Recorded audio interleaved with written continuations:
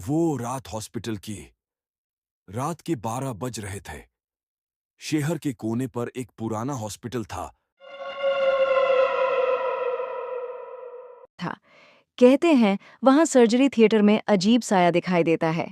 अली और उसके दो दोस्त समीर और नोमन ने शार्ट लगाई कि रात को उस हॉस्पिटल में गुजारना है।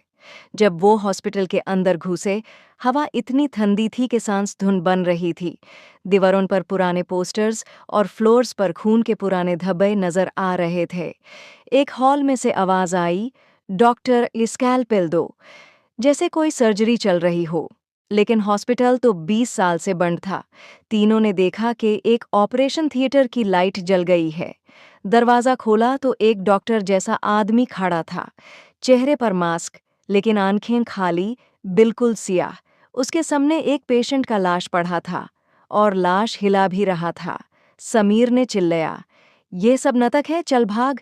लेकिन दरवाजा बैंड हो गया। हॉस्पिटल ने उन्हें अंदर कैद कर लिया था। घड़ी ने 3 बजाए। रात का वो वक्त जब रूहें सबसे ज्यादा ताकतवर होती हैं। अली के सामने वो पेशेंट उठकर बैठ गया। उसकी चेस्ट फाटी हुई थी और उसने खुद के ऑर्गन्स हाथ में पकड़े हुए थे। उसकी आवाज आई, तुम लोग भी सर्जरी के लिए आए हो?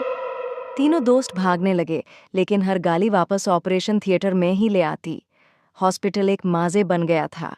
नोमन की चीख सुनाई दी। वो पीछे देखें तो नोमन टेबल पर बंधा हुआ था और वो भूतिया डॉक्टर उसका सीना काट रहा था। खून फर्श पर बह रहा था, लेकिन नोमन के चेहरे पर चुप थी, जैसे उसकी रूह निकाल चुकी हो। अब सिर्फ अली और समीर बचे थे।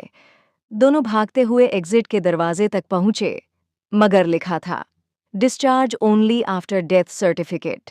दौर खुला और वहां उनका अपना डेड बॉडी पड़ा था, दोनों की।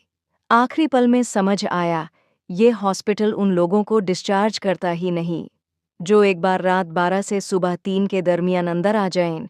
आज तक कहते हैं उस पुराने हॉस्पिटल में रोज 12 बजे नई सर्जरी शुरू होती है और नया पेशेंट हमेशा मिल ही जाता है। अब अगर तुम कभी रात को उस हॉस्पिटल के पास से गुजरो और कोई आवाज आए, डॉक्टर स्कैल्पेल दो, तो समझ जाओ तुम अगला पेशेंट हो।